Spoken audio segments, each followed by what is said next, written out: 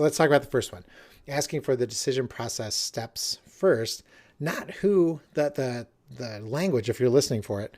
The language is what describe the decision process, your decision process to me in steps, if you can. Like, what are the steps in the decision process? As opposed to talking to whoever you're talking to and saying, hey, who decides this? Like, who's going to make this decision? And if you could hear it in those two things, I kind of over exaggerated the second one. But when you're asking somebody who makes this decision and you're talking to them, what have you not included in that sentence that they probably hear? They hear the end of this. Who is going to make this decision? Because obviously it can't be you.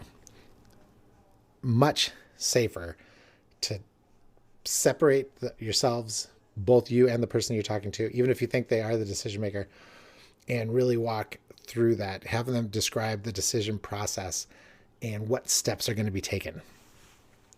Not people. So what are the various steps that are going to be taken, and what are the people? So the reason it's important is just because of what I just said. It helps you lift it up from the egos.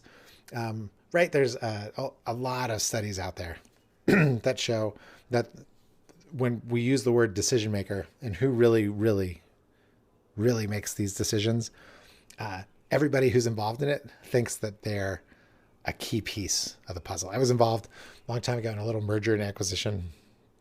And as we were going through it, there's like 6 of us, and we're all trying to talk to this guy and help him make a good decision. And in the end, he makes the decision. It's a positive decision. And at that moment, right, success has many fathers. Everybody was the reason why he decided to say yes. And the real reason is, I'm sure it was a combination of everybody, and nobody could take full credit as to saying the magic words that got him over the hump. But the reason I bring this up is because if in making a big decision, it is going through the steps. And using him as the example again, when he was going to be doing this merger, it was his first merger. He'd been in business for 20 years. It's probably his last merger, unless he goes out and acquires another company. But in that discussion, we would have been well served to really focus on not who was making the decision, because it was obvious it was him. And maybe you could say, oh, it was obvious it was him and his wife.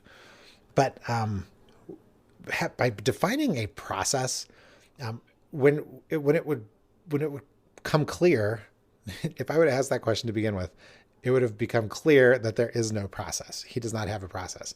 So I would have been better served defining here's what a typical decision process, in this case, from your side, this is what it looks like. And also, this is what it looks like on our side. I'm trying to get this thing done. By defining each of the steps and then really getting into my next step is what happens in each step. Like, this is what this step is really for. That would have moved the process along at a much faster pace. The reason is because we could have put deadlines on each step. So instead of everybody kind of working on all the steps at once, we could have been narrowing it down to, this is what we're doing at the first, second, third, fourth, fifth in general, right? I mean, I know that it still gets a little messy, but for the most part, if we would have given him a process to work within, it would have been easier for him to make decisions in each point, right? We would have found out, like, in this step, this is what happens in this particular step, and the decision that needs to be made. It isn't always yes or no. Sometimes it's just how far and how fast we're moving forward. And going through these things, that's where we screwed that one up, and why it really took so long, and why nobody should really take any credit for getting the deal closed in the end.